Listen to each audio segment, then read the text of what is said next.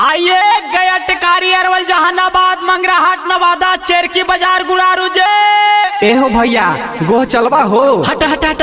अरे लागा है क्या मरला भारवा है तू ने गे।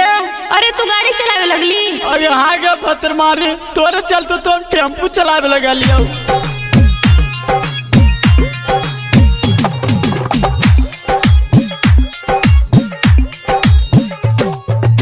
Siddhnath recording studio Tikari.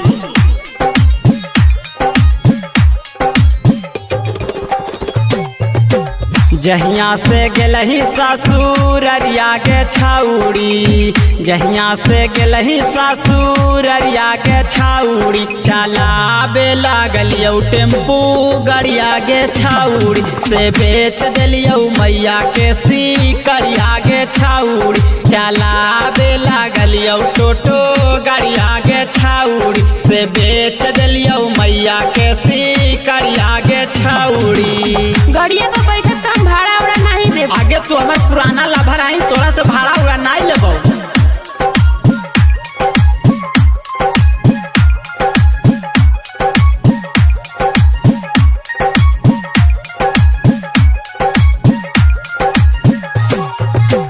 तोरे याद में हम पिलियो दारू तारी, लइकन संघातिया में कहियो मारा मारी, आगे बड़ी मारा मारी कहियो गे। अच्छा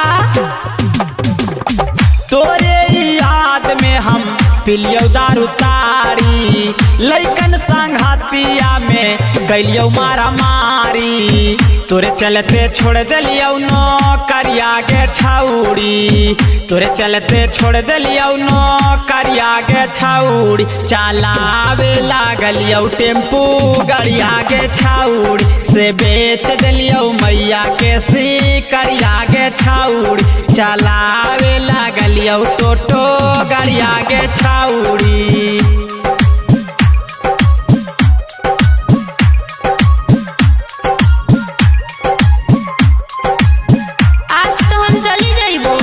अगे न जोगे अगर तोर बड़ी याद आओगे सुन बोलना रे। पापा के खाता करा वादे निखाली, रोज रोज कीने कहा हाली ओ ठेलाली, ताइयो न तोरा शर्म लगलोगे। चुप रहो। पापा के खाता करा वादे निखाली, रोज रोज कीने कहा हाली ओ ठेलाली, मानिस चूहर मल देतऊ गरिया के छाउड़ी, सिद्धनाथ चूहर मल देतऊ गरिया के छाउड़ी, चलावे लागलियौ टेम्पू गड़िया के छाउड़ी, से बेच दिलियौ मैया के सीकरिया के छाउड़ी, चलावे लागलियौ टोटो गड़िया के छाउड़ी।